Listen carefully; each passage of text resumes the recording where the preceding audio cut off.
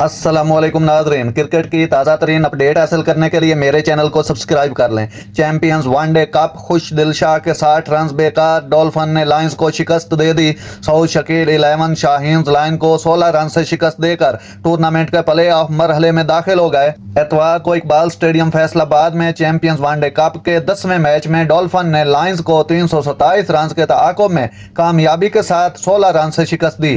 पहली इनिंग्स में डॉल्फिन के बल्लेबाजों के हमले पर काबू पाने में नाकाम रहने के बाद शाहीन शाह की ज़ेर क़ियादत लाइन हदफ का ताक़ुब करने में नाकाम रही, क्योंकि उनका सफर 50 ओवर में 8 विकेटों के नुकसान पर 310 रन पर खत्म हुआ। लायंस की पूरी बैटिंग लाइनअप में से सिर्फ रोहिल नजीर और मोहम्मद ताहा नुमाया रन बनाने में कामयाब रहे, क्योंकि उन्होंने बिल तरतीब 70 गेंदों पर 62 और 49 गेंदों पर 40 की इनफरादी इनिंग्स खेली। दीगर काबिल 27 स्कोरर अब्दुल्ला शफीक 42 पर 27, उमैर यूसुफ 27 पर 26 और शारून सिराज 18 में 25 थे।